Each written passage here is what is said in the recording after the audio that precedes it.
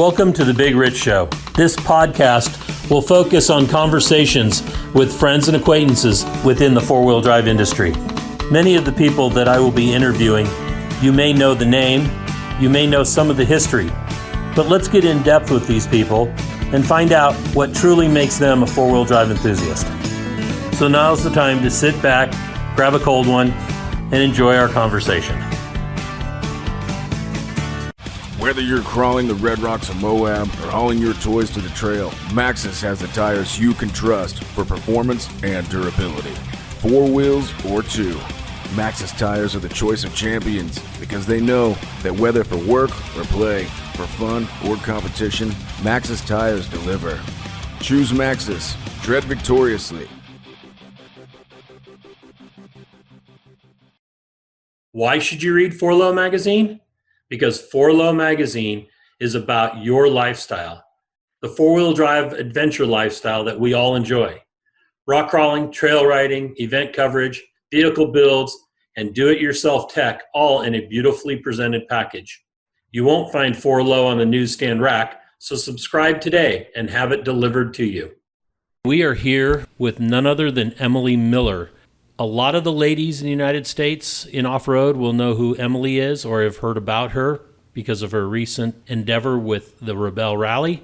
But what a lot of you may not know is that she has a real extensive background, from what I understand, in everything from marketing to racing. And we are going to find out all about Emily Miller starting now. So, hey, Emily, thank you for coming on Conversations with Big Rich.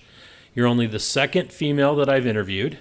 First one was Shelby Hall, and we are now getting to you, and you have a close relationship with Shelby's granddad, and we'll get into that. But we'd like to start off with where you started and what were your influences. Where did you grow up? So let's get started. Thank you. Sounds good. Thanks for having me. Where did life start for Emily Miller? Life started for me in Little Rock, Arkansas, but home always has been a combination of Little Rock and Crested Butte, Colorado, where I spent a lot of time in my life and also growing up. Yeah, both places have had big impacts on me, and I think a lot of people don't really realize that, I was born, in the South, and yeah. You don't have that Arkansas accent. Wait till I get tired. Wait till you get tired. There you go. You might have heard it a few times on the Rebelle.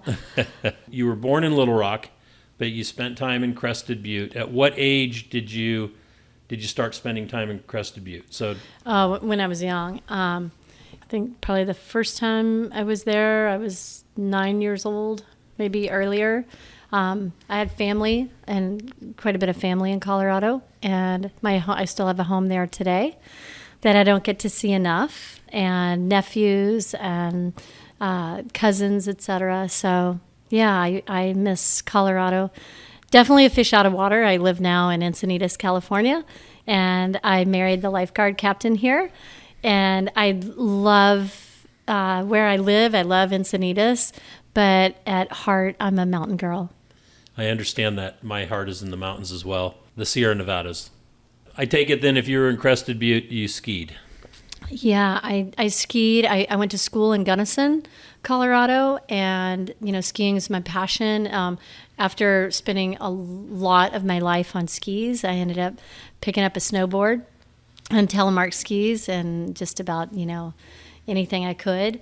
Yeah, my, passion is picking a line and being in the moment and being outside. And boy, skiing and then the sports I did, in the mountains, including mountain biking, cycling, they really shaped my life. In fact, they were probably a real impact on, being able to drive off-road. There's so much translation between those sports. They're all line-picking sports. And I think that's one of the things that living in Southern California it's worked out. I love surfing. I think I'm just picking the replacement sports because my heart is still, on the snow. But boy, driving in sand dunes in Southern California and driving off-road, kind of takes me back to that.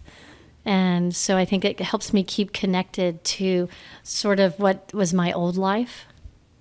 That's awesome. Who in your young life was probably the biggest inspiration, say up until 10 or 11 years old? Easily my brother and my dad, for sure. My brother was one of the coolest guys I think anyone could ever meet. And he was a phenomenal athlete. He was really a definition of extreme athlete before that term existed. And he was 15 years older than I was, or I am. And I think that I just idolized him so much that I would try to do whatever he did. And then the other person was my dad. And my dad passed away about a little over a year ago. And, my dad just always believed in me and always just treated me like, almost like a peer, and always worked to educate me and encourage me, take me to go do cool stuff. And so did my brother. And so they were, no question, my biggest influences. Although I have to say that my mother passed away about 5.5 years ago on Mother's Day. But she's the voice in my head. So while I idolized, my dad, my brother, my mom ended up being a much bigger impact on my life now that I'm older. And I can see that, really well. And so it's pretty great to have the people that surround you as family be your biggest role models. I have to agree with that. What was the family business before you got into, while you were growing up? I understand you had farmlands and stuff? Yes, farming, investments, natural gas. Yeah, and it's been in our family for a long time, and I now run that. I actually started really managing that for my father, right after my mother died, and then now it's something that I've been managing regularly, but now that really the pressure's on, Dad's passed on, which has been interesting because I have a sports marketing business, and I did something crazy, which is go and start the Rebelle Rally. Yeah, never enough on the plate, right? Never enough. Yes. Actually, I'm starting to believe that there can be enough on the plate. I always lived my life like I always needed more, but yeah, there's a lot. So let's talk about the sports marketing. That's more in line with some of the things that our listeners do with motorsports and competitive rock crawling and racing and stuff. So how did that all come about? Oh, wow. It was really interesting because I lived in San Francisco and after school, and I was in the sports medicine world, and absolutely loved it. But it was at a really interesting time where the first round of dotcom was rising up, basically, and it was a really exciting time in the Bay Area, super entrepreneurial. And I got the opportunity to work in dotcom because is very interesting. One of the first people that pulled me into it said, "Hey, I can teach you. You can learn marketing. You can learn all these things." His name was Dick Williams, amazing guy. I got an opportunity to work in dotcom while I was in my work in sports medicine. And I worked for a phenomenal clinic, a phenomenal world-class, world-renowned doctor. I worked with famous athletes. I rehabbed and trained them for, world championships to Olympics to national events, etc. It was extremely rewarding. I loved it. I got the opportunity at this time in San Francisco to work in dotcom. And it was pretty cool. When I got my first opportunity, they asked me to evaluate a company, and I said, "What do you mean? Like, come on, I have a glorified PE degree, what do I know?" And one of the gentlemen said to me, he said, "Look, we have lawyers, we have programmers, we have people in those specialties, but it's about the content." And he said, "We need people who are content experts, but we also need people who know how to work on a team, never give up, work super hard. And he goes, you can learn marketing, you can learn business development, you can learn all these things in books. He goes, I can teach you things, but I can't teach you, those skills. I can't teach you how to never give up and to want to win, yet still be a team player. He goes, you either have it or you don't. And so I took that open door. That's what my mom would always tell me. It's, look for the door, look for the open door, look for the open window. And it was at good timing in my life. My brother had passed away the year before. I'd given so much and plowed so much of myself into the work I was doing, and I was ready for a new challenge. It really led me to all the opportunities that have continued to open doors, keep my life adventurous. I'm always surprised when I hear you talk and you talk about the people that you know and you work with. One of the, I'm a skier, or I was as a youth. I've always watched the Olympics and everything, and then all of a sudden, boom, we're at the Rebelle and there's Wendy Fisher. And then you have a surfer that you work with that maybe we can talk a little bit about. Then the doctor, you're the sports doctor up in San Francisco, and I'm just amazed at the people that you have around you. That, I guess, came from that dotcom era, getting into the sports medicine and all that. From the sports medicine into marketing, how did that kind of evolve? Yeah, it's pretty interesting because I was more on the athlete side of the world, and athlete myself, but then worked with all these like world-class athletes, and it was really super rewarding. And I love that coaching side. I would say that there are a lot of similarities between the two, and it really wasn't that hard of a transition into sports marketing. And I've stayed very focused on sports marketing. And the reason why is, I get asked to do other projects, and sometimes I'll take them on depending on whether I'm passionate about it. But I've always been so passionate about sports. It was a real easy transition into the sports marketing side of it. Really, that happened from the .com side. I ended up really being able to learn the marketing side in a really interesting time where the world was transitioning to digital. And so I was in kind of more early on the side of the digital, .com world, and combining it with sports, and then having to really make the world know about what we were doing. And gosh, I feel like with the people that I worked with, I was very fortunate that I got to work with really top-notch people, and I learned a lot. Probably school of hard knocks, and just get out there, roll up your sleeves and make mistakes. I was very fortunate too that I was allowed to make mistakes, learn from them and apply them. And, I think we were there were a lot of us, and I was also, involved in the earlier days in the action sports world, which was a really exciting time, with Red Bull events and things like that. So it was almost like a perfect storm to take a bunch of dynamic people out there in the world that were passionate about what they do and build brands, build projects, build sports and genres. And, there's a pretty great group of people that were kind of all involved in that era. And I think that was also, I really do feel very fortunate that it was the right time. It was the right profession switch with the right mentors. And I was young enough, but with some experience. And it really was a fun ride. It was fun because I got to learn so much.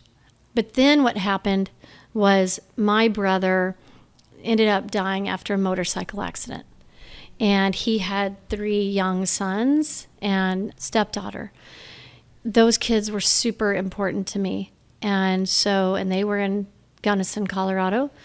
And so for a while I commuted back and forth between San Francisco while I was in .com and had still been doing kind of consulting and work in sports medicine and with the Stone Clinic with the doctor you were referring to. I remember my little nephew, Daniel, who is actually now a great filmmaker, editor. You know Daniel. Mayfield. Daniel Mayfield. Yeah, I love his mustache. That's so his 70s dad. porn. It's so his dad. Can't grow a beard, but definitely can grow the stash. And Daniel, we were out on a bike ride, and he was 9 years old, and he stopped me, and he said, "You always said if anything ever happened to mom or dad, you'd be there for us. What are you going to do? Are you just going to fly back and forth, or are you going to be here?" And I went back to San Francisco that week, and I put in my notice, and I packed my bags, and I built a house up in Crested Butte, and I went back home and I helped raise them. And I took a little bit of time off. I really needed the time off, and I said, I'm just going to take a little bit of time. And I ended up working with a group in production. And I realized, and it was great, doing fun events. And I realized that there was no reason why I couldn't go ahead and start my own business.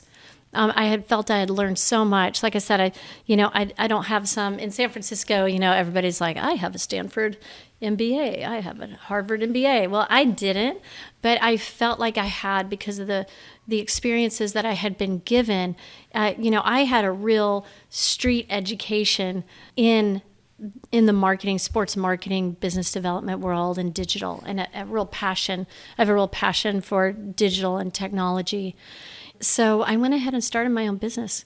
And I realized that I could help this one company, but I didn't need to work for them full time. I love working super hard. I don't have any problem working a 15, 17 hour day. And I said, I'm starting my own business. I was very fortunate that I immediately got some great projects. I felt very blessed by that. I also wanted the flexibility to be able to be there for my nephews, teach them how to snowboard, get out and go ski with them, every chance I could, be at all their hockey games, and really be an active part of raising them. If that had happened to me, my brother would have done the same thing for me. And so I did. Turns out running your own business doesn't necessarily give you all the flexibility in the world, but it did give me the ability to work from wherever I needed to, and to be there for them, and to have a flexible schedule, which I needed. And so that's how, once I got good clients, which happened, like I said, happened quickly, I just said, this is the path I'm on. And I think that was... what year is it? 2020. Oh, yeah. 2020. 2020. How can we forget? Perfect sight. Yeah. So I've had my business now for 19 years. Very good. Yeah. It's like me. I started in 2000, and it's been a roller coaster, that's for sure. It's when I walked away from corporate America saying I'm done, and decided to just jump in and become an event promoter. But at a lot smaller level than like the events that you helped with. I mean, you mentioned Red Bull, and I understand it was one of those events where you met your husband. Yes. So let's talk a little bit about that. Yeah. What were you doing? I was running a big event for Red Bull called Flutog, and he was our water safety team. These are 65, 70,000 plus person events. You build the venue from scratch. I had a great team, but I needed a water safety team, and I needed people who could do rescue on jet skis. Apparently, I met him at the first one, and then the one I did in Baltimore, Maryland. He was there, and I was in a room with in a meeting, and I won't give the details, but he was the voice of reason. In some unreasonable moments, there was he was a voice of reason. And Larry his name's Laramie Giles. He's the lifeguard captain here in Encinitas. He's actually been doing it for, I think, 32 years, and he's amazing. And he's also very well known for jet ski or PWC rescue, especially in big waves.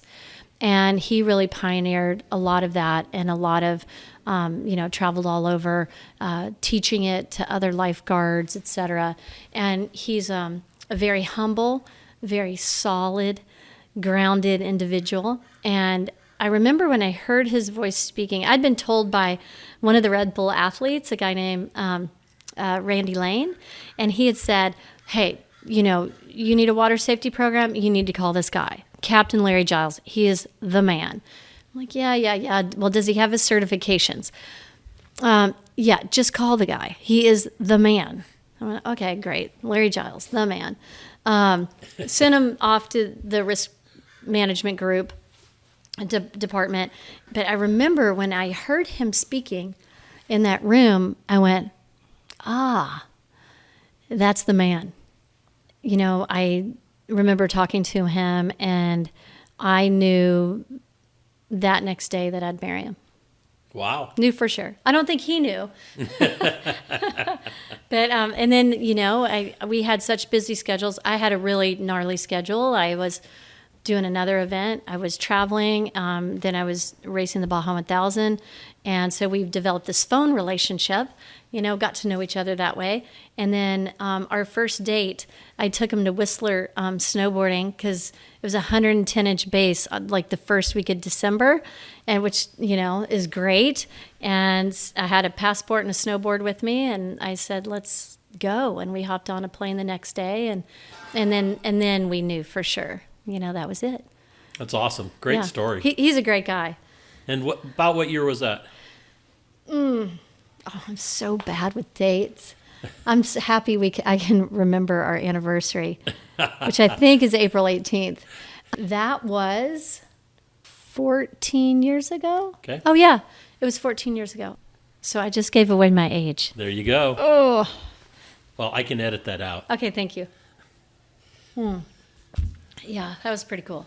So how did you get involved with Rod Hall and off-road racing? Since this is an off-road motorized Conversations with Big Rich podcast, let's go there.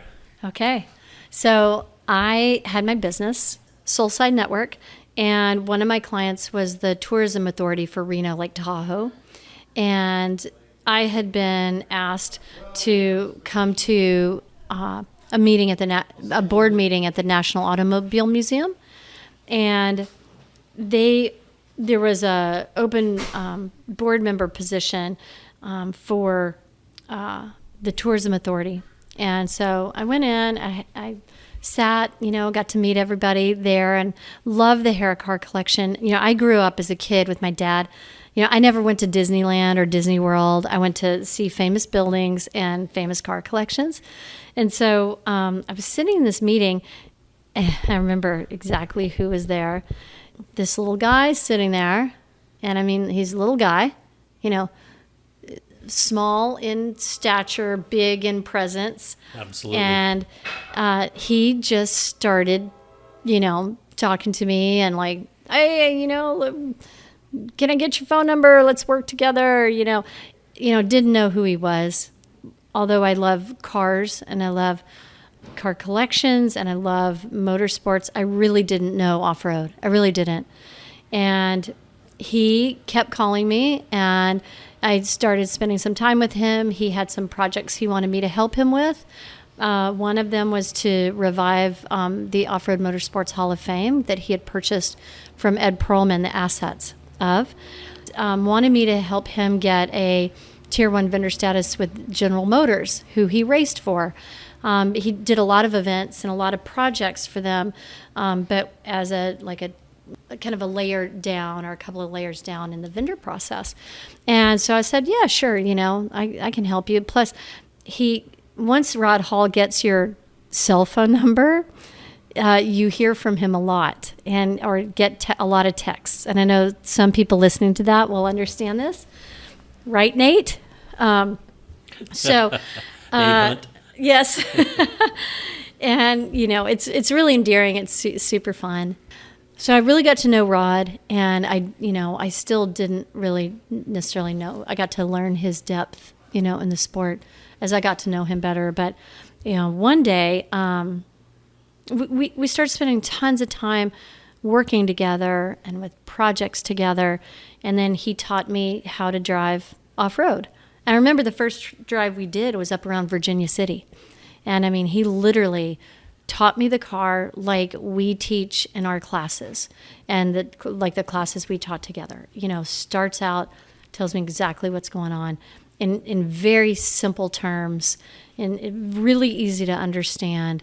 And, I really enjoyed driving, and I really enjoyed the time that I got to spend with him just in a car and talking and hearing his stories. And then I was very fortunate that we were actually going to a meeting one day. We're going to go get coffee. With Rod, you always go get coffee. And we went to go get some coffee. We were driving, and he said, "Oh, I found the new person, the new driver for our team." And I went, "Oh, cool. Who?" And he said, "You."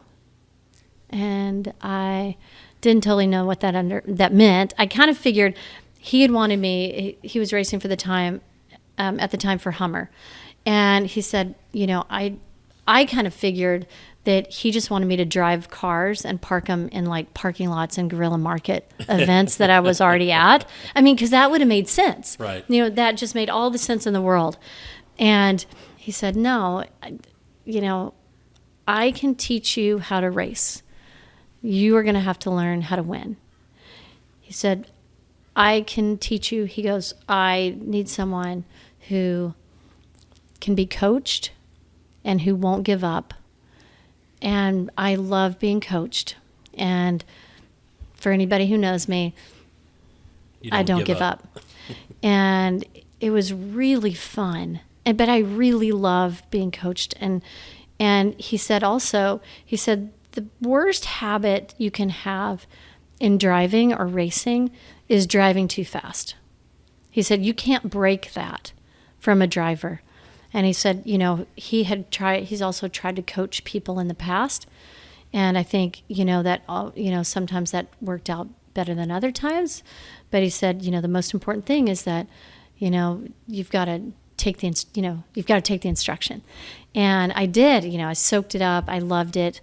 I started driving for his team, and which is Rod's way. Like you just do. I knew I would always have a job. Rod would tell me what the job was, and my job was to do exactly what he said. It was not to prove anything to anybody. It was not about me. It was about making that car look good or do exactly what I needed to do, which was get it to him or, whatever it was. But you did what your job was to do what Rod Hall told you to do. And it was great. It was awesome. I learned a lot. We became very, very great friends. And I worked with him for years. I started out as a demo driver in the Michelin BF Goodrich program, just taking people to do hot laps. They knew my background in events. And so I was able to come in and streamline the light truck tire program for him. And that was really fun. So Rod and I coached together, developed exercises together, taught people how to drive, we ran thousands of people through that program. And I got to pre-run with him so much, and, so many, trips down Baja, back up Baja, all through Nevada, all over. I went to, Australia with him and drove him around Western Australia, which was hilarious. We spent so much time together, and, I just learned a lot. I learned a lot of lessons, and all of his, Rod Hallisms, his one-liners, I hear them all the time. He had the best one-liners. I agree. He had the best stories.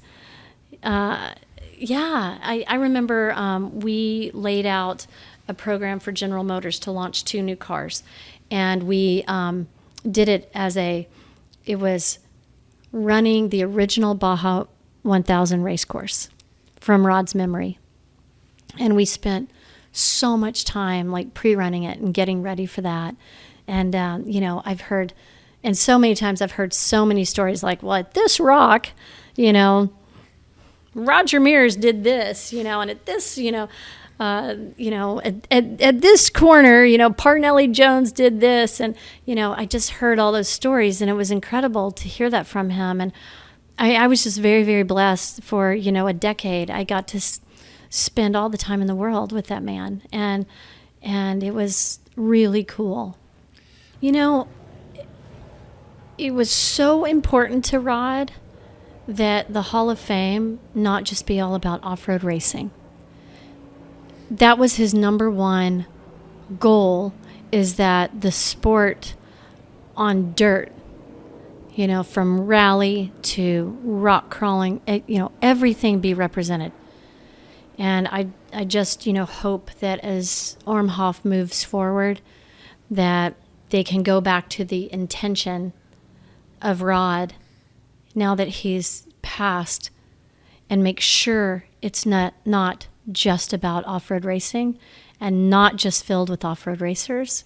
The diversity is so important, and that was extremely, extremely important to him. I agree. I mean, I know that in Southern California, Nevada, Arizona, that off-road racing, as we know it, in that area, is huge and has a big following.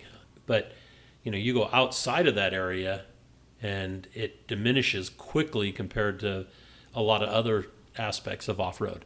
Oh, yeah. Not putting off-road racing down, because I absolutely enjoy it and love it, and my times in Baja are some of the funnest times that I've had. But there is more to it, so it's nice to see that. We got Shannon Campbell in the Off-Road Hall of Fame now Dean Bullock, who's started off with rock crawling and trials and snowmobile and everything else. I mean, he has quite a history with off-road, which is really good to see the diversity that he has. But eventually we'll start getting more rock crawlers in there, at least on the competitive side or the promoter side. And there's a lot of guys out there that deserve to be in it for what they've done for the industry, not just the sport, but the industry. Right. So true. I think they're doing a good job with some of the special categories that they have. That maybe you're not an inductee into the Hall of Fame, but there are these, exciting categories. And I think that's been something that's been really positive. Yeah, I think so too. It grabs more people to get involved and understand that this entity is out there. Yeah. And that's one of the things I think is been hard, is to get the saturation outside of off-road racing, that there is, an off-road racing Hall of Fame. Yeah. So you want to hear a good Rod Hall story? Yes, absolutely. I'll tell you one that will always stick with me. So when I drove in my first Baja 1000, I got in the car, and I got in the car down by Vizcaíno, and Rod was going to be my co-driver, sitting right seat. Talk about intimidating, reassuring at one moment that your coach is sitting right next to you, and nerve-wracking that it's Rod. And we get in the car, and he sits down. We go, buckles in. We go. Our intercom isn't working, so I can't hear anything. When Rod's in the car with you, you want to do what Rod wants you to do, and so we couldn't hear. And then finally, I'm like, okay, let's just reset the radio. What do? You panic that, wow, we have no comms. And so we end up, resetting, turning back on the radio, and we have comms. And the first thing out of my mouth, his mouth is, I don't think I've ever sat over here before. And it was just incredible to have him sit there. But he was the kind of person who would evaluate, every line choice you took. He was about throttle control, line choice, throttle control, line choice. And boy, if you didn't like your line choice, you just kind of reach over and just kind of punch you in the shoulder, or say, why'd you do that? And then sometimes he'd say, why did you do that? And you'd tell him why. And then he'd say, oh, I'd do that too. I was just checking. But it was funny. It was really fun. That's awesome. Yeah. So then you did Red Bull events, you did Rod Hall events, you did your own events, and then where I got to meet you again, because I think I met you at Vora. You may have come out and raced at either Hawthorne or Fallon. There was 2 races that Rod brought the Helmers out to. Yeah, actually, I know one I did. I actually was going to drive and I ended up not driving. I rode and helped Damien Michelin do his first race. Okay. And it was snowing. I remember that one. And that was, gosh, why am I going blank? It's a great place down in Yerington? Yerington. Yes. The Yerington. That's such a great race. Such a great race. It was great terrain out there. So great. I remember it snowed like 6 times on us. Yeah, that was really cool. It was fun out there. You know, when I first started, I actually started events. My first client for actually on my own as my own business doing events was with Warren Moon. Oh, really? Yeah, the famous quarterback. Right. And with his group, and we did quite a few every year. Fundraising events with all the top NFL and NBA players, especially for youth, and that was awesome. We did some really incredible events. Yeah, that was a really good period of time. And then Kirsten, who works with me, who's worked with me now. Kirsten, I don't know if you're close by, but I think Kirsten's worked with me for maybe about 11 years, and she worked for Tony Hawk and the Tony Hawk Foundation. And wow. We used to work on there doing the press and like celebrity management and things like that for his fundraising events. And we used to raise a ton of money for skate parks in underserved communities. And then Kirsten fortunately came to work, with me, and is still here and done a great job on building the Rebelle with me. So just to let people know, we are sitting in Emily's kitchen, and it's the second day after the end of the Rebelle. It's Monday. The Rebelle ends on Saturday with the gala. The event, actually competition, ends on Friday. And we're all still a little dust weary, desert weary. The heat was pretty incredible down there in Klamath, but any of the noises you hear or sounds, just bear with us. It's a business here, so we're all just unwinding, you might say. So it's very authentic. Yeah, very authentic. You hear the train you hear the go by, the motorcycles, cars. Yeah, it is. The only thing I haven't heard yet is birds, and I'm surprised because of the. Well, you'll see there are a couple of crows that sit right up on that power line. You'll hear them, or actually they'll probably try to get in the house and steal some food. So, so I met you again at KOH, Dave Cole's event, King of the Hammers. And I was working out on Chocolate Thunder.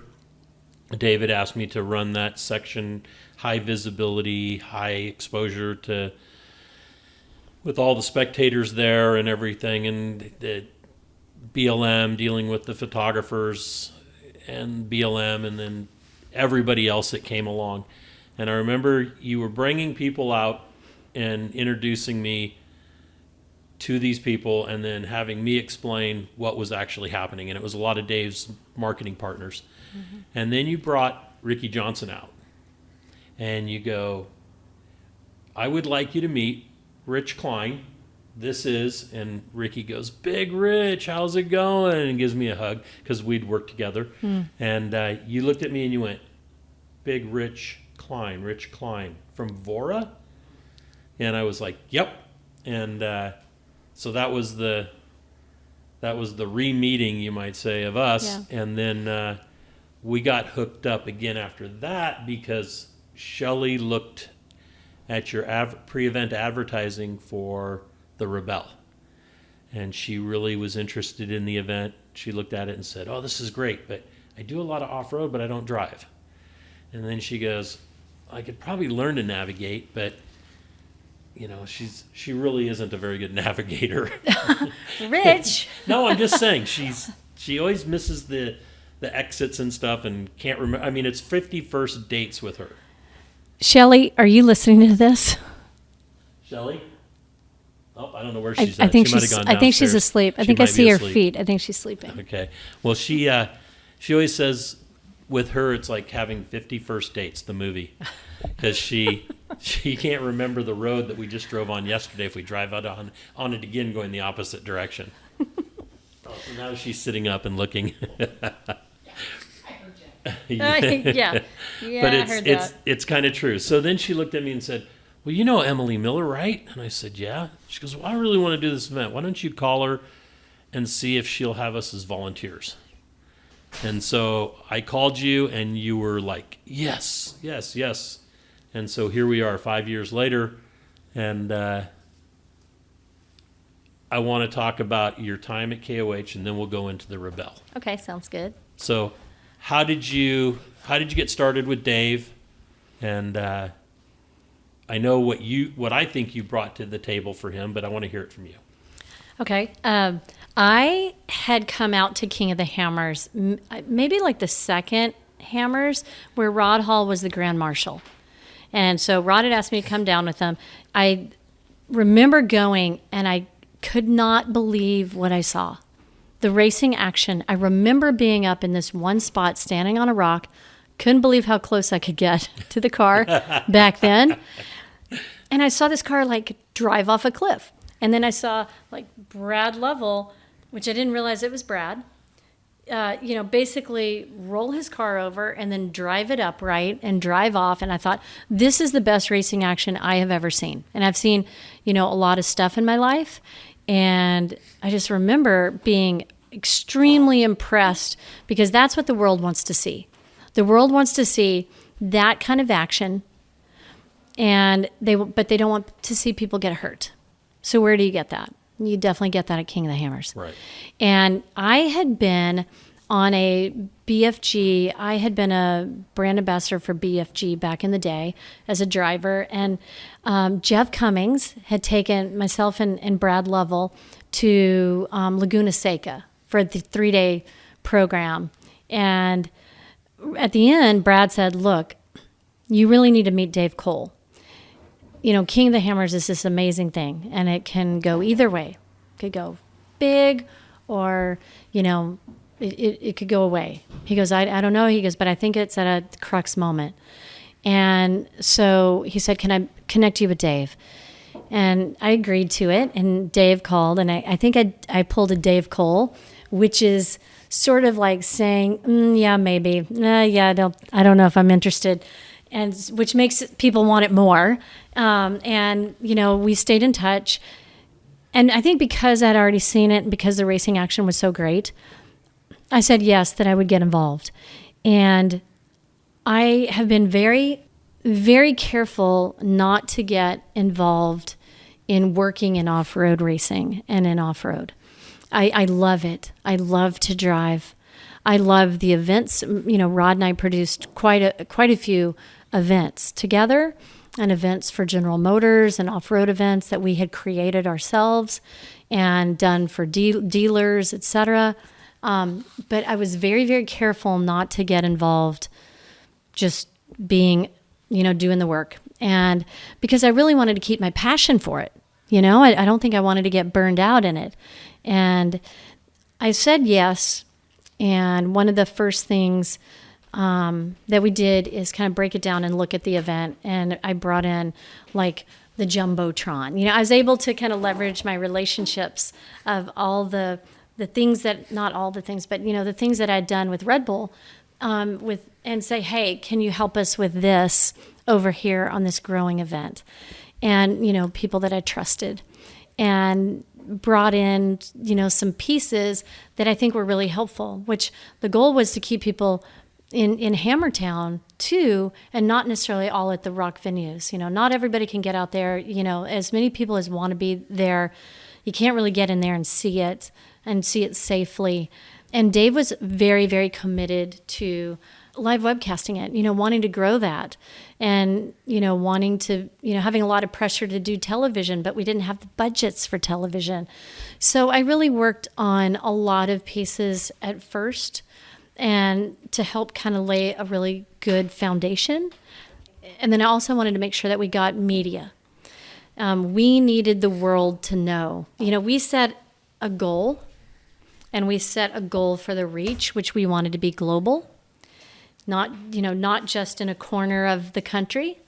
And we set out real goals to meet, or real action items to meet the goals, and stayed on task and focused and committed.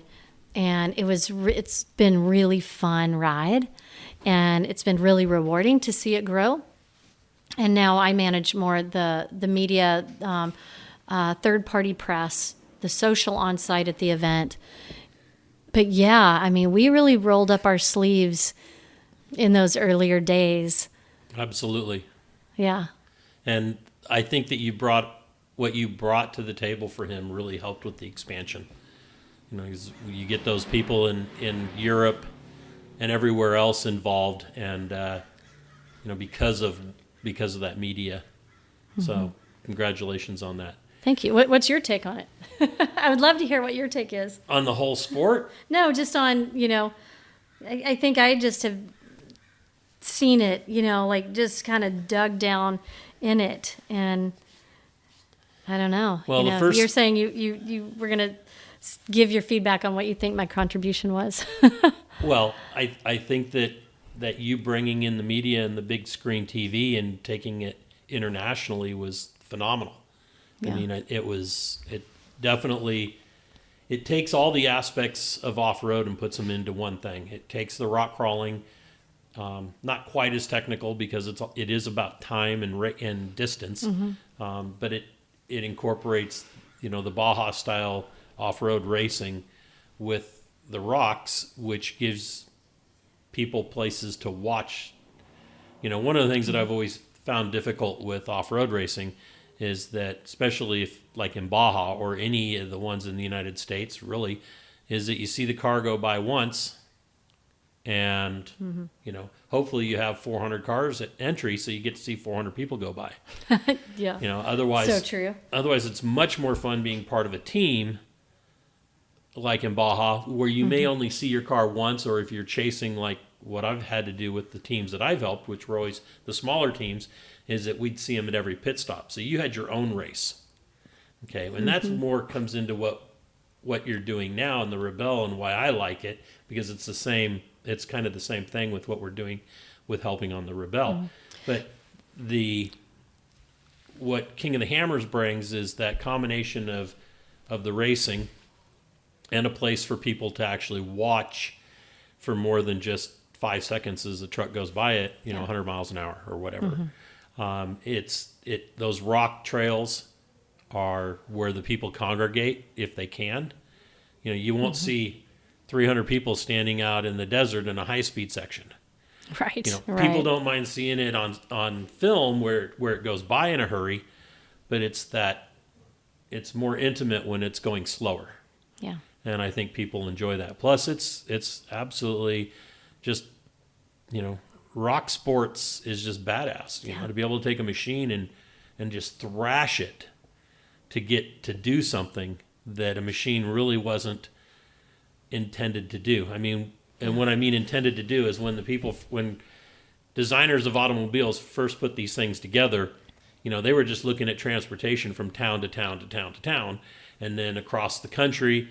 There was no pavement, so yes, they had to figure out how to make them work in muddy conditions and everything else, but they never saw what we were going to do to them. Yeah. And now it's a whole industry on building specific vehicles to do specific things, and you're seeing that more in the auto industry and manufacturer wise as well. With the new vehicles that are coming out and some that we're seeing on the Rebelle, and a lot of that, I'd like to think was developed or thought about developing because of what we have done in off-road and rock sports. Oh, yeah. Mark Motorsports. The one thing I want to say that has made a huge impact on me is that I really think that the drivers, especially that come from rock sports and the Ultra 4 racers, are the best drivers. When I look at the total package, and because the discipline that they have to be able to go as fast as they can go to as slow as they can go in a short period of time, right up against each other, and to have that discipline and self-control and focus to do exactly what they need to do at the exact moment in the widest extremes.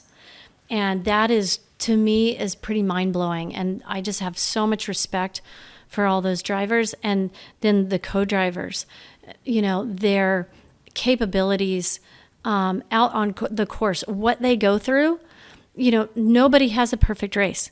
No. They're not winning because they had a perfect race.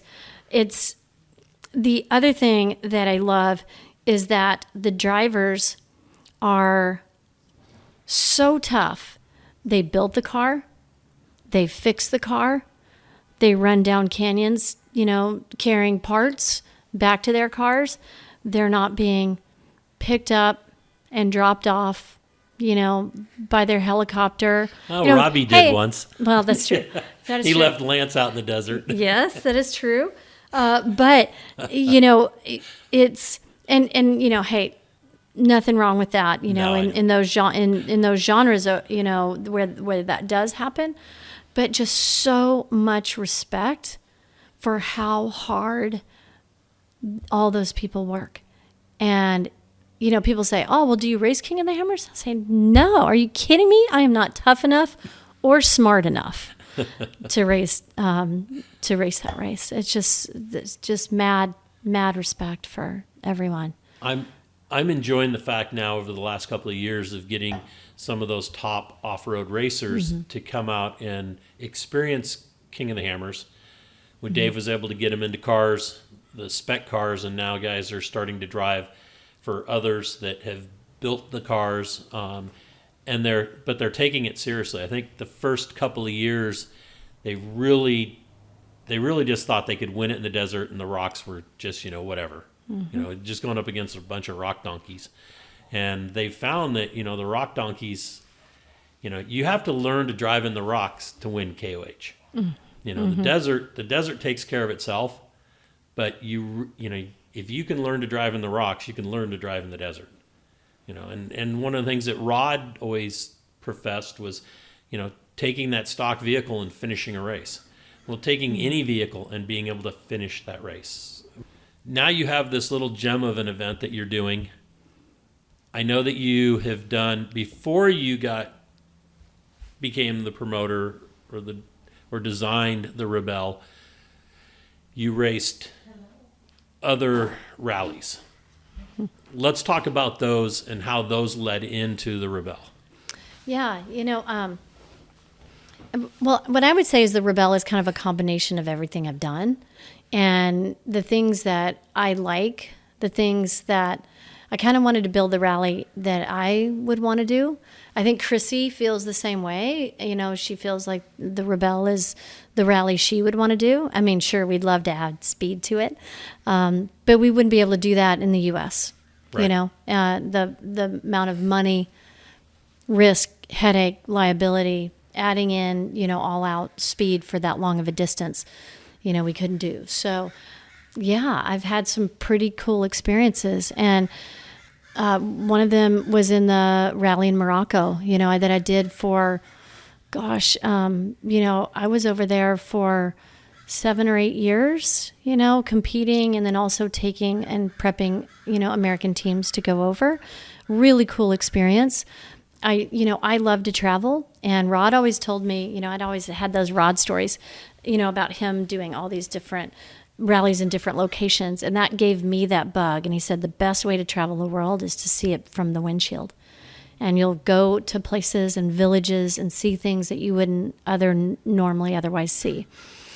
So I love Morocco. I went to Australia. I've been one of my favorite races was when the Vegas to Reno was the Nevada 1000, the 3-day race, and they called it a rally, but it was 3 days, and I drove that one. I was the only driver on that race, so it was a really good endurance push, And Sam Cothran was my navigator. He was awesome. And, we won that in that class and, race and stock mini. But what I would say, and then actually I just went last April and competed in the Carta Rally in Africa. That was a 7-day endurance rally. And it was GPS, though, and it was really fun. It was hard and challenging, super challenging. That's the one you did with Lily? Yeah, I took Lily, who works with us on the Rebelle. Really neat young woman who has a 4-year degree in high-performance motorsports. And she wants to get more international experience, and she's worked super hard for us. And so we trained and prepared and actually won our class over there, so that was really cool. But I feel like the different experiences I've had has...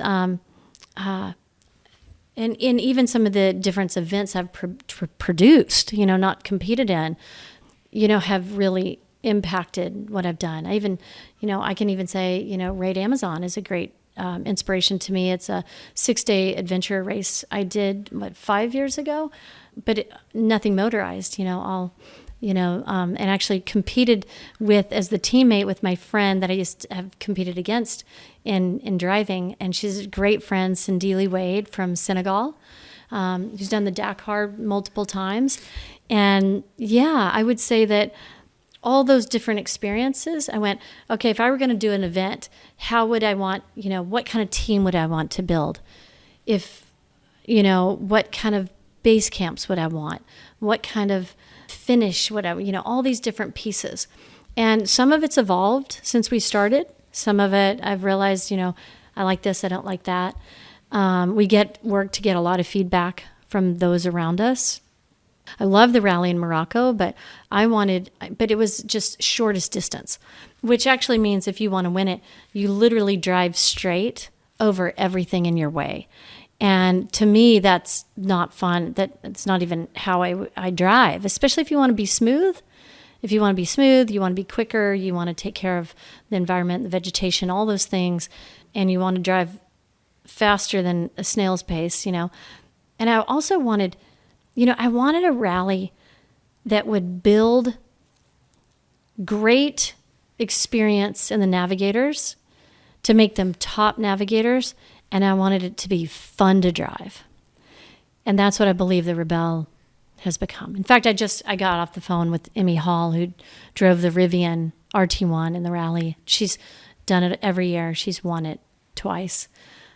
And she said to me that, she goes, this year it was so hard. She goes, but the driving was so fun. And I went, yes, I like that. I heard the hard thing from a lot of the girls. In fact, every one of the ladies that I talked to Friday or Saturday all said how hard it was. From my position being a course worker, I didn't see the hardness in the driving, but I saw the hardness in watching the tracking to where the ladies had to drive to. And as a course worker and then somebody that runs sweep, I don't have to drive everything. I just have to drive the cleanest line to the main checkpoints to make sure everybody makes it back to camp. So it's I don't have to do all the and finding the checkpoints. I get to look. It's easy because I have GPS, and I get to see where all the ladies went, and then figure out that's probably not the way to go. So I think Shelley and I like the event because of the way it opens up individuals that have never competed. Maybe they've competed in their life in other sports and other aspects, but in a driving motorized event, it allows them to do it on their own.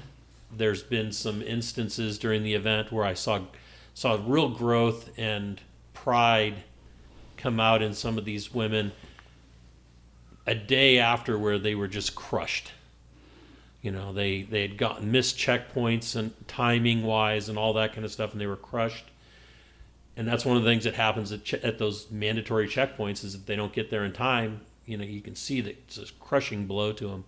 But then you see them have a win the next day that just changes all that. And it's it's exciting to watch. I mean, especially right there. I mean, you would never get that from watching the tracking. You might get it from the stories that come out afterwards, but being involved with the event, you get to see that emotion, and the emotional ranges in the competitors and in the staff, Yeah.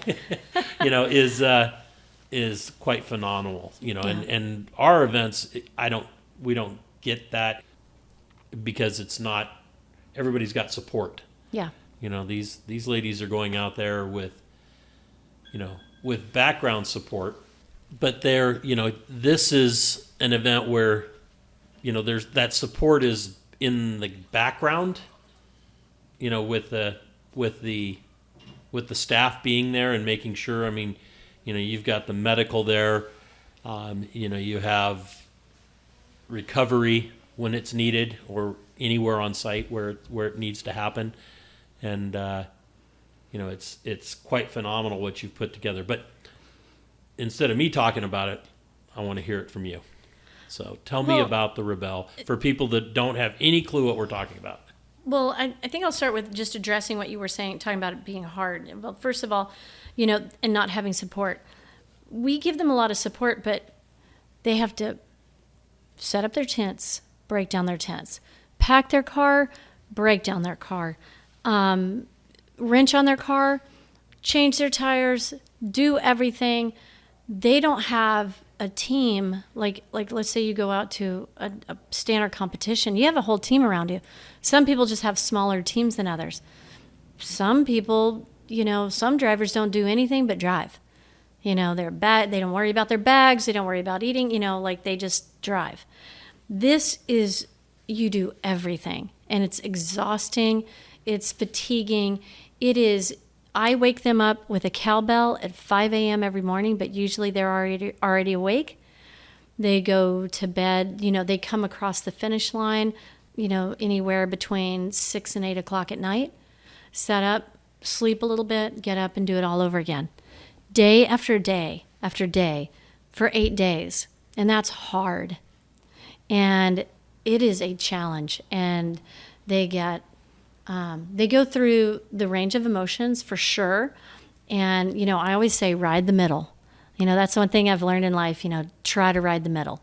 And I can get up and down, but I try to be as even keel as I possibly can. And usually I'll catch myself going, don't need to stress about that. One thing I can say is that I think this year was really hard on the competitors because we made it harder, the challenge harder. We also decreased some of the radius because people before, they could just drive. Our maps are so good, they could just drive right into that bullseye, click their tracker because the radius was so big. They could do that and do that quickly. Now we squeeze down the radius, and now they have to, take some time, to make sure they're nailing those black checkpoints. The checkpoints are rated green, blue, and black like a ski run. And, it was really interesting. We also gave them X checkpoints. So they had to make a decision between a regular checkpoint and an X checkpoint, usually multiple times a day. And just adding in that decision-making time, it may not be a race for speed, but you are competing against daylight and your closing times of your checkpoints. So you're forced to make decisions quickly. And that's really tough. When two people are weighing in to make a decision, and you've got to make that decision quickly, that makes it harder. So I think that's really was what made it harder this year. And so people were bleeding time. And a wise person once told me, you only lose time. You don't make time and you don't get time back. You only lose time. For those who aren't familiar with the Rebelle, it is a 10-day event. It is an 8-day rally of 7 days are scored, and then there's 1 day of prologue, which is basically like a great practice day. The past 5 years, we've started in Lake Tahoe, and we finish near the Mexico border in Glamis, the Imperial Sand Dunes. The rally travels through California and Nevada. We go through just super iconic terrain. The course really changes up each year, even though we can return to places. The course will either feel different, come in at a different angle, or be, a few valleys over, sometimes 60 miles away. But it's all in that, California, Nevada, corridor. We are looking, though, at adding in Arizona. And that's the first time I've actually said that publicly. I can't tell you when it's going to be, but I can tell you that there's some incredible terrain in Arizona. It is max limit of 50 teams. It is a team of a driver, a navigator, and a vehicle. It is designed for stock vehicles. And when I mean stock, it would be, if you looked at, a stock class, there are only so many vehicle modifications you can make. Your suspension is limited, your wheels, your tire size is limited to a 35-inch tire. It's designed for the vehicles we drive.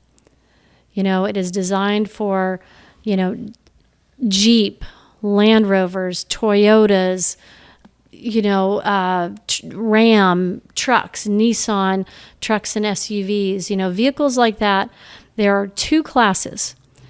I was very intentional, and actually this came from Rod. Rod and I talked about this a lot. We wanted an event where stock manufacturer vehicles could shine. This is not a competition for race cars. And I think that's really important too, because a lot of people want to have that feeling of racing or competing in a car, but they don't necessarily have the budget or the bandwidth to own a race car or a race truck. Sure. It's just expensive. It's tough. It sounds great, but when you actually break it down and line item out the budget and everything and what it takes and the manpower and the man hours, it's not for everyone. And I wanted something that would be attainable for everyone. And so the two classes are 4x4 and X-Cross. And 4x4 means there is a 2-speed transfer case, so you have low-range gears. And then the X-Cross class, which would be defined as 2-wheel drive, all-wheel drive, crossover type vehicles, that would range everything from, a Subaru to, some of the examples this year as we had the Ford Bronco Sport.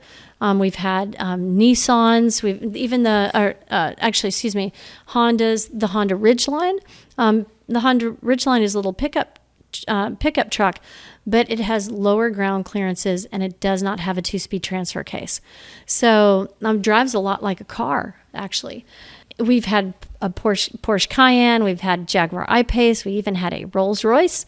And actually, little did anybody know that the Rolls Royce Cullinan has off-road mode and it has tank mode. Tank mode, yes. Look it up. It's pretty cool. That's a really interesting class because it's a great way to prove that crossover type vehicle. So yeah, it has two classes, and then we have what we call designations. Designations are just a little bit of a bragging rights situation. We have 40-30, which is a vintage vehicles that are older than 40 years old. We have the International Cup for competitors who are teams from out of the country, because it's just harder and more expensive, to come to the U.S. and compete. And then we have the bone stock. And I love bone stock because Rod Hall, the first time he had me drive and pre-run a race, it was Vegas to Reno. And he had an H3 that was borrowed from the GM Proving Grounds. It was as bone stock, a Hummer H3 as you could get. And that was what we were going to pre-run in. And he said, you have to return it without a scratch on it. It's pretty funny. But he said the mark of a great driver is someone who can pilot a completely bone stock vehicle successfully to the limit of what that vehicle can do without hurting it. And that will always be my standard and the Rebelle standard as the mark of a great driver. And so bone stock means the only modifications you can do to that vehicle are wheels and tires.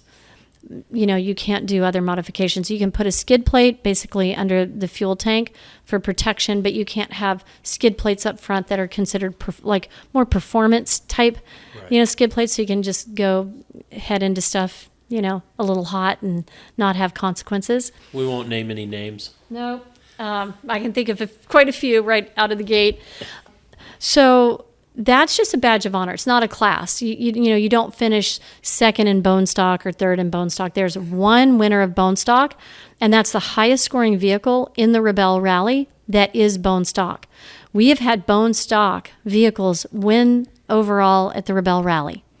That's good news to me. We had actually a bone stock Jeep Willys win bone stock this year, and they got third overall in the rally. That award goes to the driver of the vehicle, and it also goes to the manufacturer. This year, it was Jeep. I think Jeep won it this year. Lexus won it last year. Jeep won the year before. And we've had Ram has also won bone stock. Excellent. Oh, and we have electrified. Yes, electrified. Can't forget that. No. Every time Emmy came into my checkpoint, I'd rev my Raptor up. I'd turn it up, even if I didn't have it on, I'd turn it on and rev it up. That is great. Then she wanted to drag race. You don't want to drag race that car. No, I know. And then I said, in the whoops. And she goes, okay, well, we got to drag race on the flat. What that car can do, if you just put your foot to the floor, is jaw-dropping.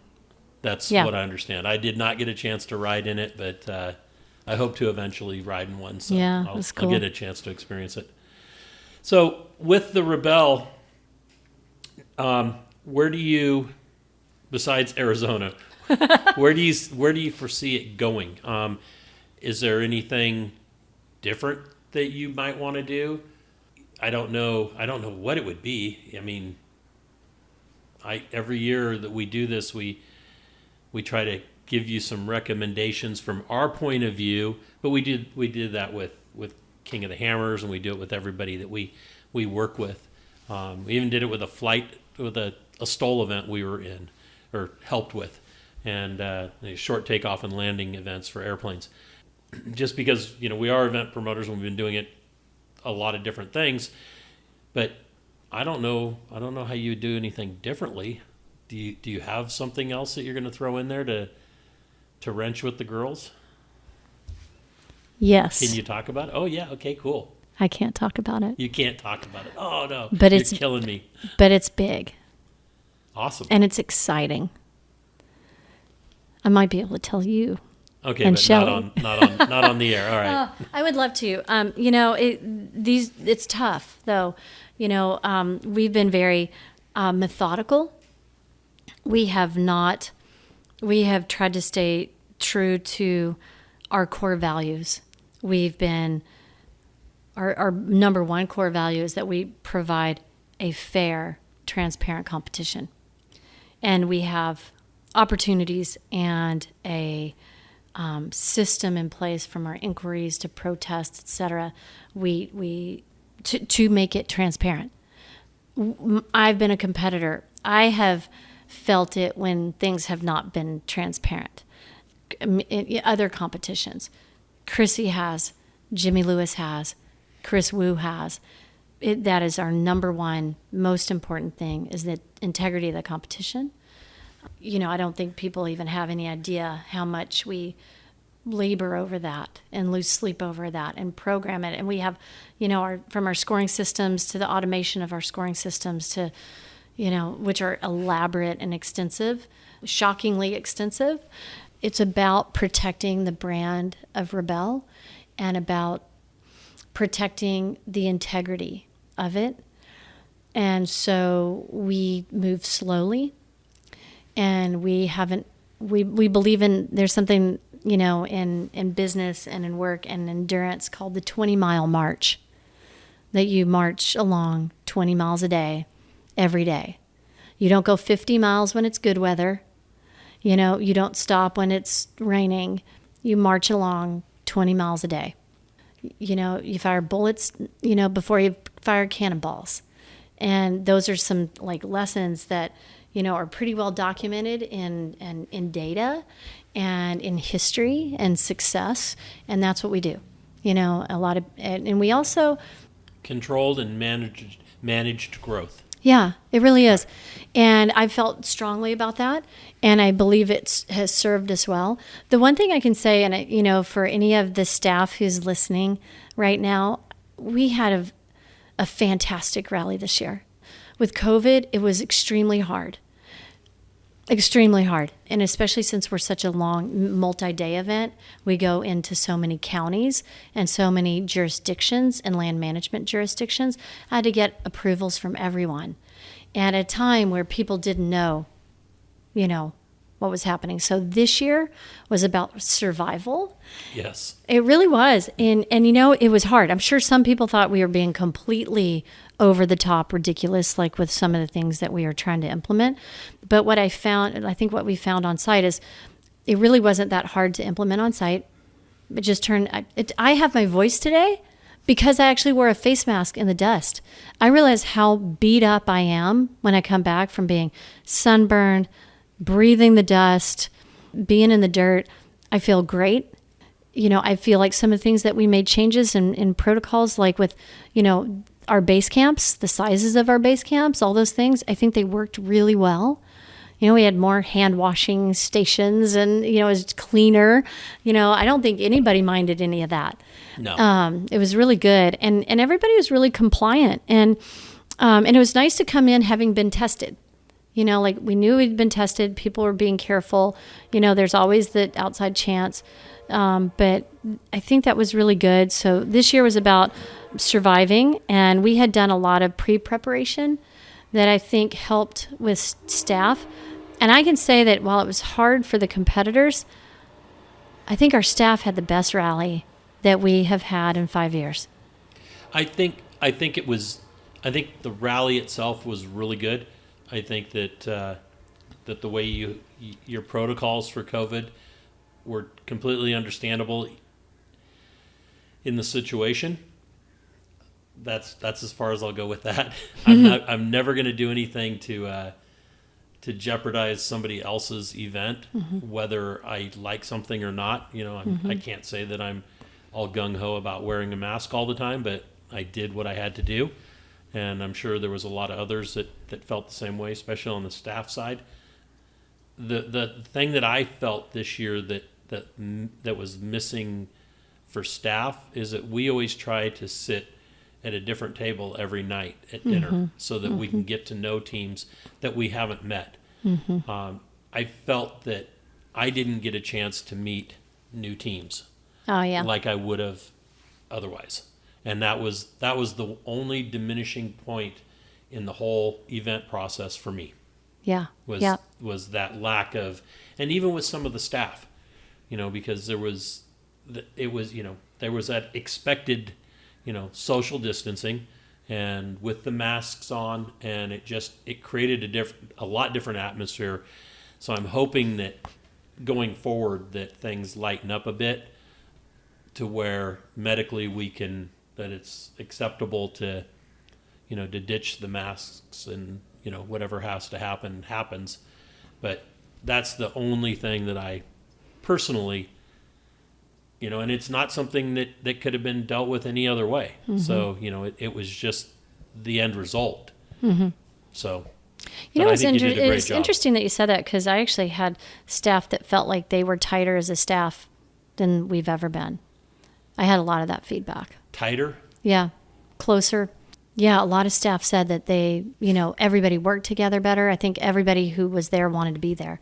We didn't have anybody who didn't want to be there. And nobody got sick with colds. We didn't get cold, because a lot of times we're up in each other's face so much. We didn't get colds. We didn't have anybody. We had somebody go out sick with, something that was completely unrelated to anything respiratory. Everybody worked together super well.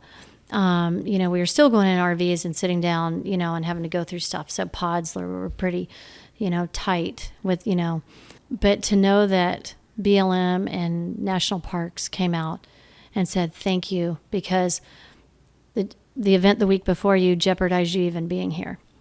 every single base camp, they came and took pictures and reported back to the state. Every single base camp, every single day. And then we got a report sent. So the fact that people were complying, but still having fun. Right. You know, like I had fun, and I felt that was a small price to pay to exist. Oh, I agree. I Yeah. agree. And that's, in this time, it was absolutely necessary. Mm-hmm. And I don't want to get Yeah. on a political tangent on where it's going or what's going to happen, because we don't really know. But to me, there was just a feeling, a little separation, and not so much, I guess, in the staff, except there were some new people that I didn't get a chance to sit and talk to, that maybe I would have if, base operations is always so busy anyway, that, there was, like I said, there was some new people, or even people that I had connected with in prior years that I didn't connect with so much this year. Oh, yeah. And I don't know if it was just because they were busier, or I felt like I needed the distance while they were, I don't know. It was just a little It was different. funny. I didn't feel like I had to distance at all.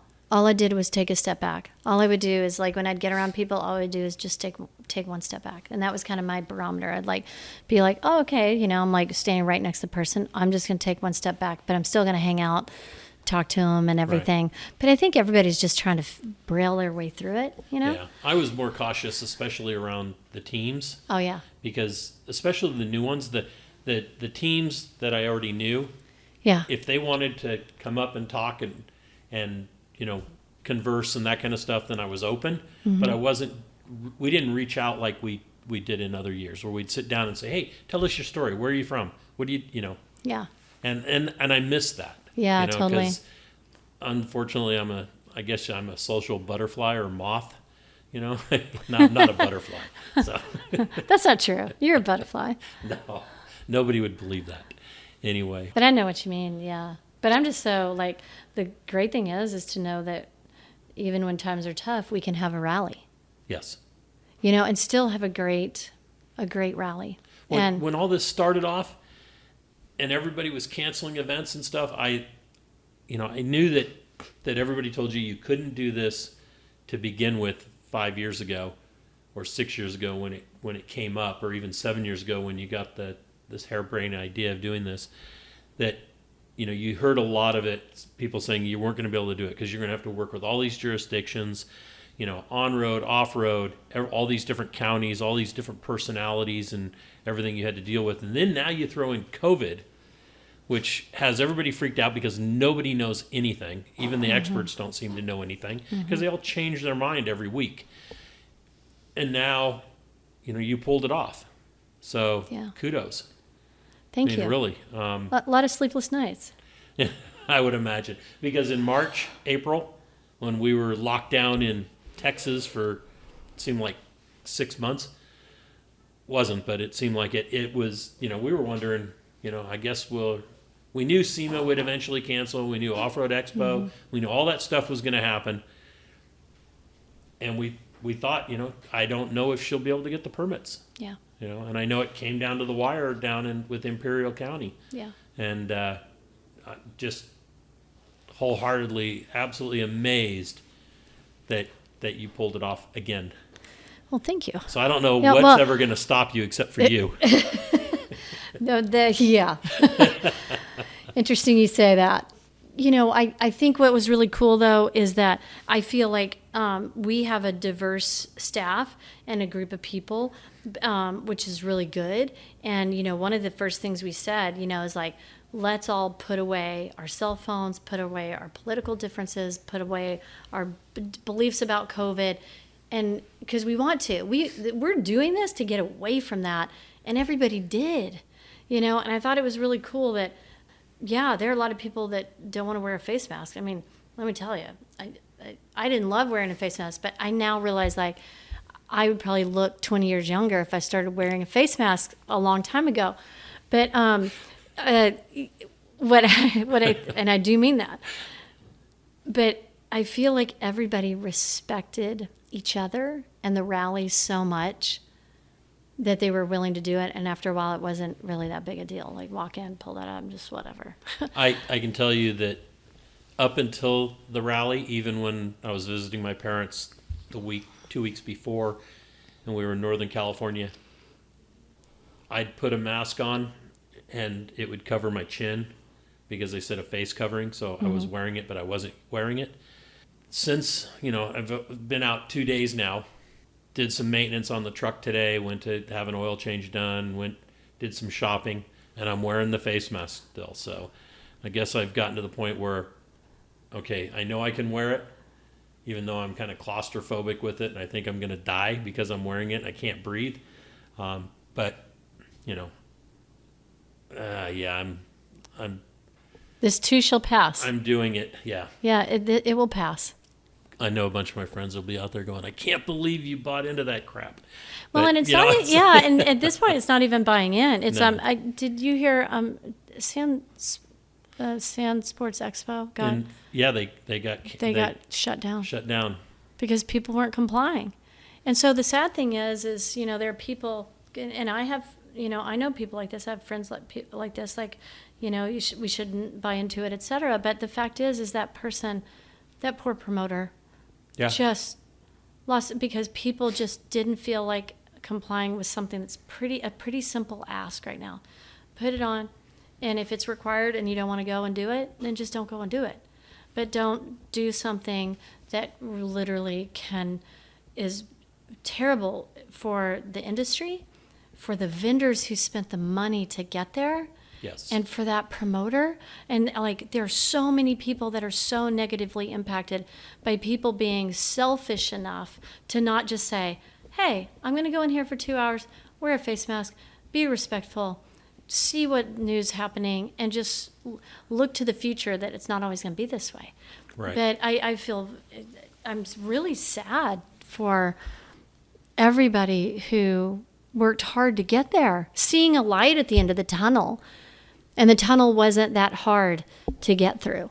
Right. It's a tough I was deal. amazed that we were able to pull off most of our season, Yeah. and that my son was able to do his event, and now they've just shut down 3 counties in Utah, and it was the one where Trail Hero was at, it was the one where our Nationals was at, and then another Garfield County. It's interesting that those counties were wide open, and they allowed all these big events to go on.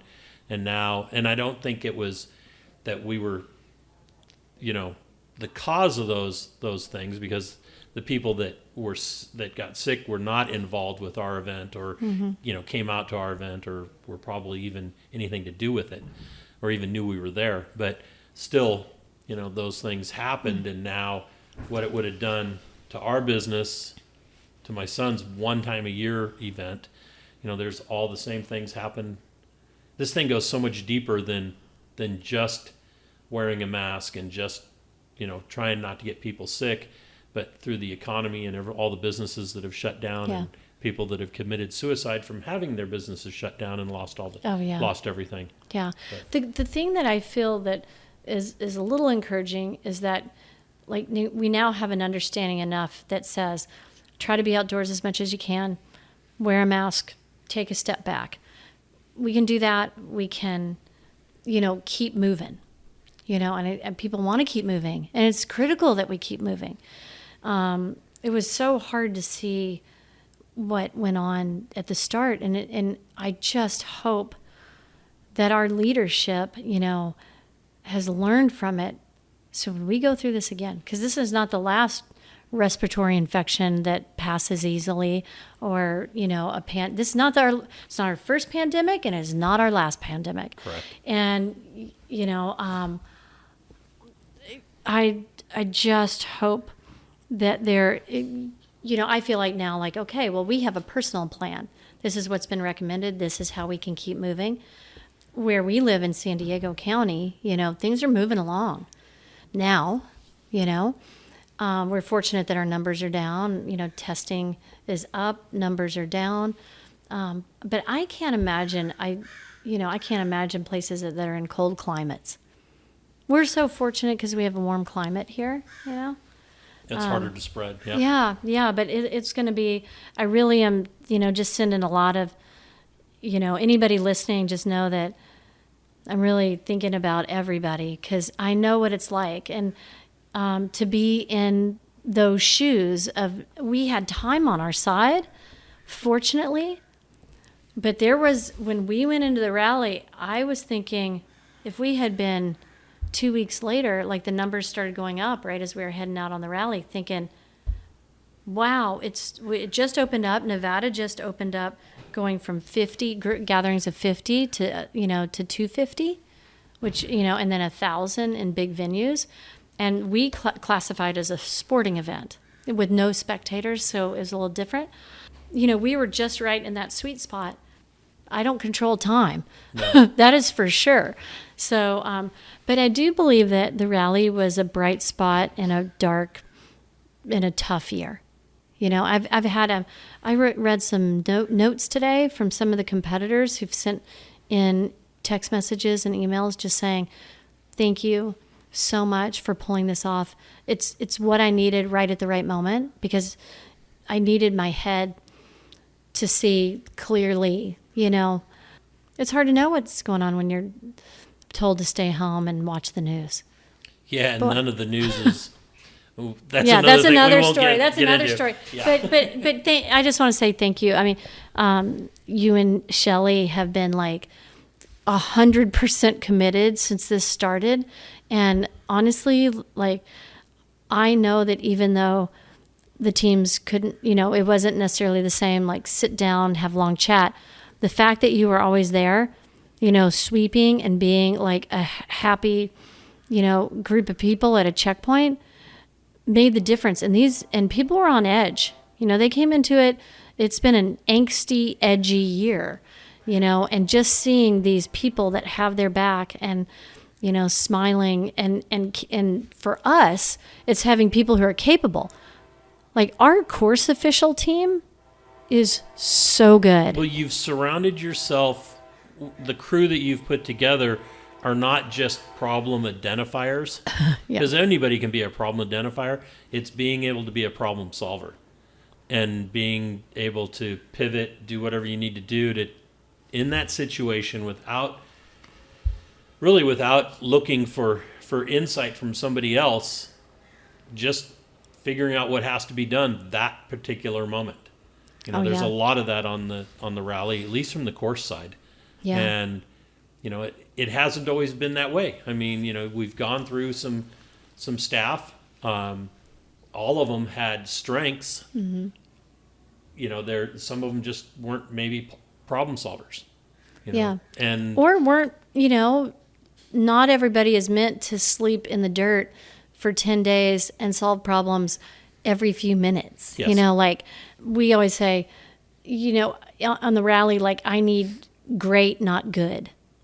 But I also need great and the right temperament for the rally, the right personality for the rally. And, that's really important, as we all know. Yes. We had over 85 staff there this year. More than competitors. Mm-hmm. And that was the most we had. And COVID, some of the COVID things required us to have more people. Also, we just need more people because it's so hard. And we need the right people. And it's really, that staff is incredible. I think the other thing that I like is, I said it in the final awards, that I have a really, really good team. And everybody is opinionated and stubborn in a good, in a really good way. And I'll preface that they're stubborn because they have a lot of experience and they have a lot of insight. And when things are not being efficient or things aren't right, they dig their heels in a way that's important, so that I take notice, I fix it for them, or I fix it for whether it's a lead or etc. And so I think it's been really an evolution of our staff, and that's what I really love this year, in every single area.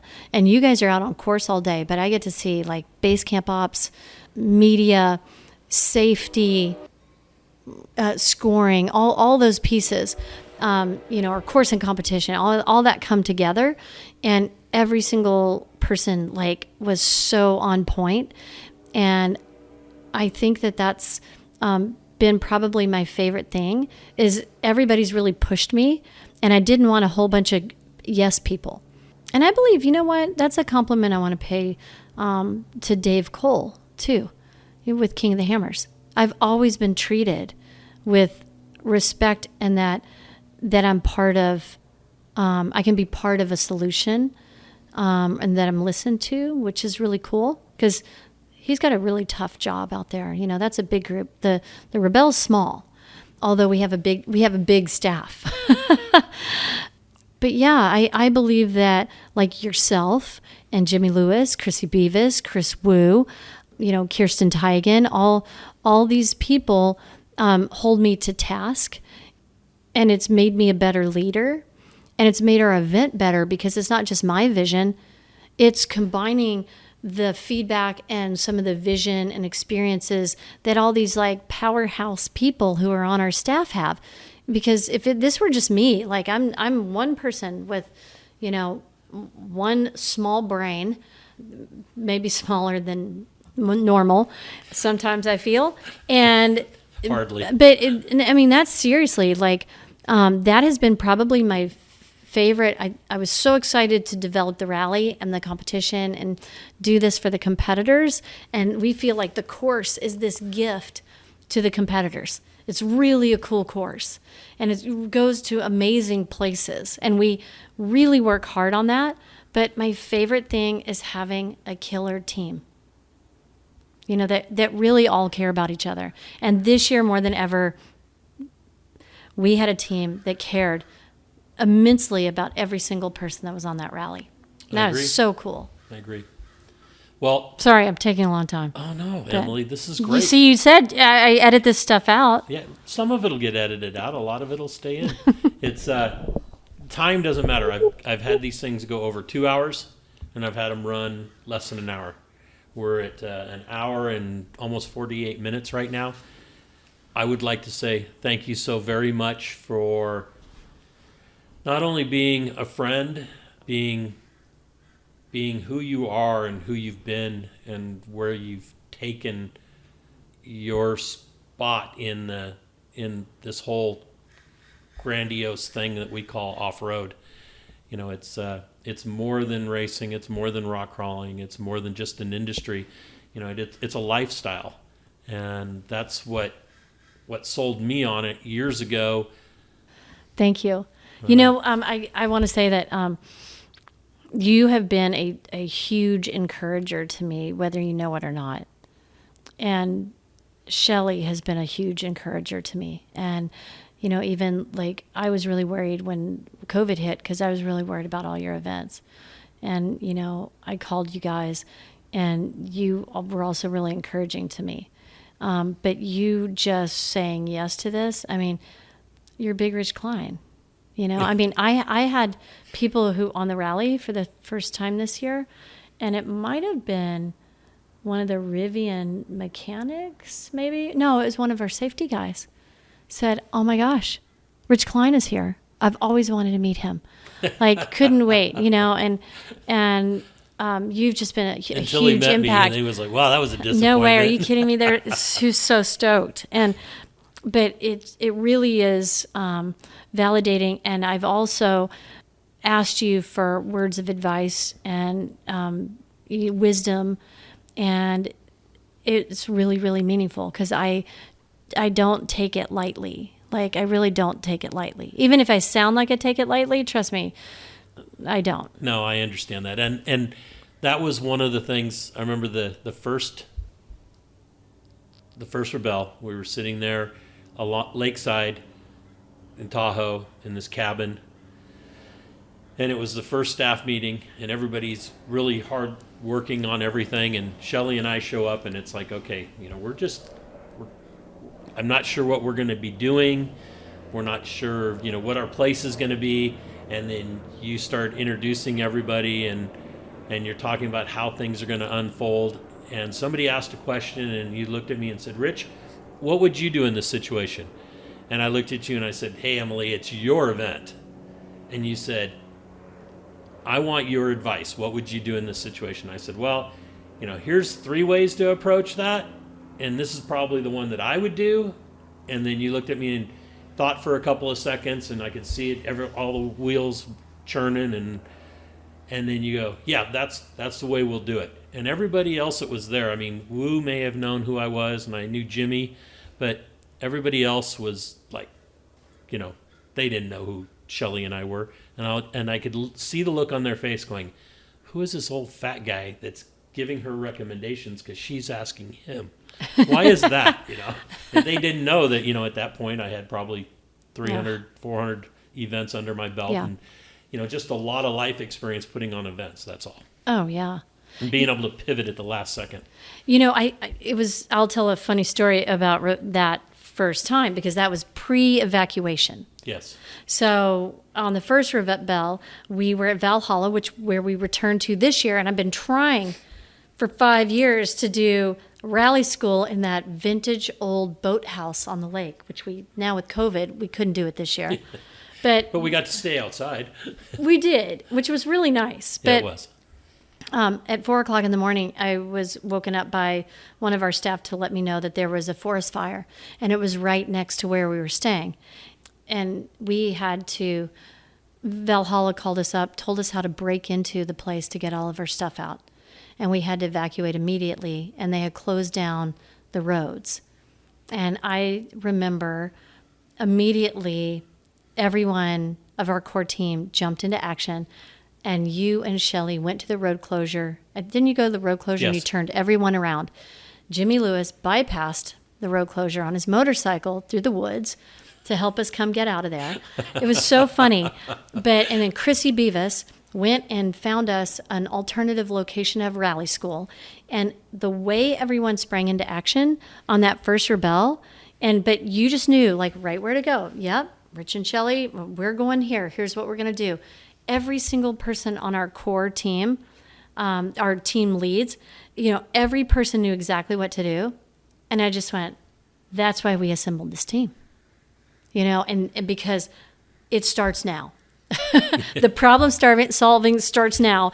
And it was really cool to see that. And that's why you have to stay on this rally. It's because I need the best people, because it's a beast. Well, thank you. We will definitely be here as long as you'll have us.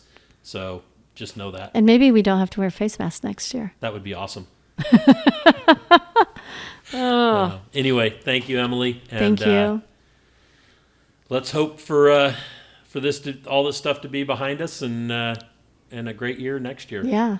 I can say, though, that it was a great year this year. Yes. And it would not have been the same if you and Shelly weren't there. Well, thank you. No joke. Well, we hear it a lot from the girls. Yeah. They just say, oh, it's so nice to see your smiling face there. And most of the time it's Shelly's smiling face, because she has a great smile. I don't smile much. So anyway. And I'm really glad you're in the Raptor now, because I remember being in Dumont. When we were in Dumont, I was thinking about when you were in the Jeep, and the Jeep broke down. And the Jeep was great. We just always want to make sure the Jeep kept running. We couldn't figure out what that problem was. And it was in the distributor. It was a pickup in the distributor that was starting to fail. And we finally figured it out. But the Cherokee was much more capable and could go anywhere when it was running. But we nicknamed it this year the wood stove. And we would not have been able to do the rally this year in it with the heats that we experienced. I mean, even the Tonopah area was warm compared to what it's ever been. It was. And it would have been very difficult to manage the last 4 days of the Rebelle without AC. That's all I can say. I don't know how Chris Bockler did it. Yeah, me neither. I heard that. It was crazy. Anyway, again, thank you. And I will definitely. Thank you, Rich. Thank you. If you enjoy these podcasts, please give us a rating. Share some feedback with us via Facebook or Instagram, and share our link among your friends who might be like-minded. Well, that brings this episode to an end. Hope you enjoyed it. We'll catch you next week with Conversations with Big Rich. Thank you very much.